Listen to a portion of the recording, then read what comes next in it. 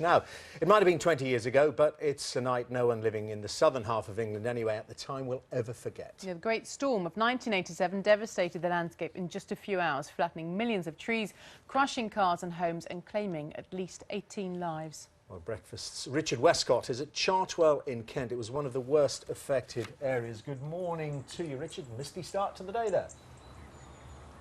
It is. This is where Winston Churchill used to live, and he said that a day away from Chartwell was a wasted day. You can see why. Now, this yew tree, that survived. But if we pan around here, you might just be able to make out in the mist. It's like a line of jagged teeth over there. All of the tall trees are the few that survived, but about 98–99% of the rest of the trees completely laid waste by this wind. And of course, it happened to lots of areas around here and lots of areas all the way up to the Suffolk and Norfolk coast as well. But there was some good that came out of this storm.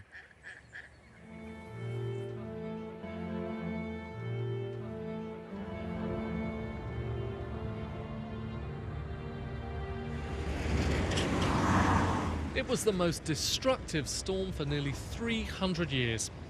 15 million trees were bulldozed in just a few hours. Here's the before. Here's after.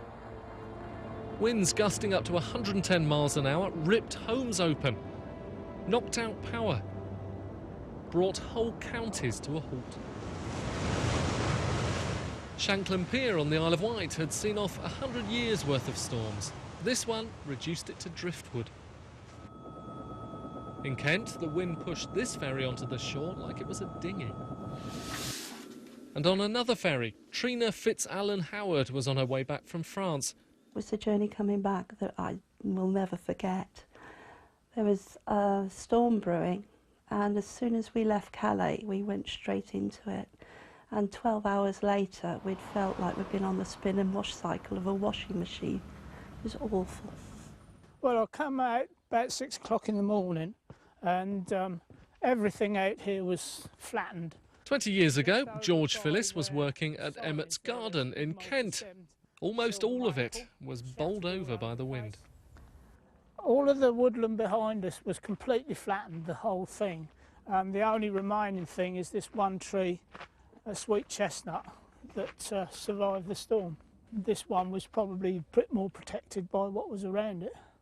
Even so, 20 years on, the storm looks like it's ended up doing more good than harm.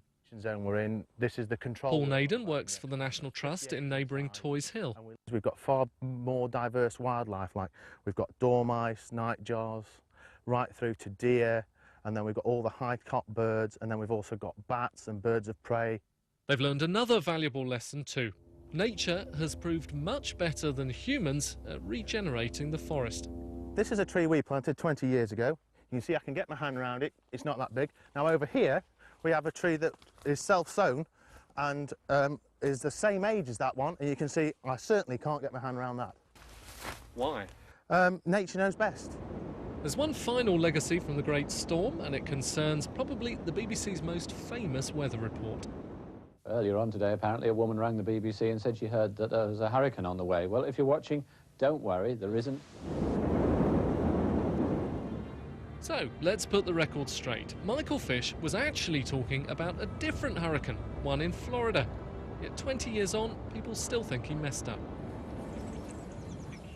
Poor old Michael Fish, he'll never live that down, will he? We've had an email in from Paul in Suffolk, said the worst devastation was along the Suffolk and Norfolk coast. Winds averaged 117 to 120 miles an hour, and his village, Friston, was totally cut off for 5 days. So this actually was a storm that covered huge parts of the southern area of England. It wasn't obviously just Kent. There's two important things that came out of it. As Carol will tell you, they've got much better technologically at forecasting when these bad storms are coming our way. And secondly, foresters have changed the way they work. As you saw in the film there, they tend to leave it to nature now rather than man plant these trees and shrubs and so on, because nature is better at it. OK, Richard, thanks very much. Thank you very much. We've also had an email saying, but there was a hurricane in Florida as well. So we're going to put all of that to Michael Fish himself. He's going to set the record straight. Once again, he's going to be joining us in half an hour to set the record straight, as I say, about what happened in that forecast 20 years ago. He did say he did an earlier forecast as well, earlier in the day, didn't he, when he said batten down the hatches. So maybe he's off the hook. We'll find out.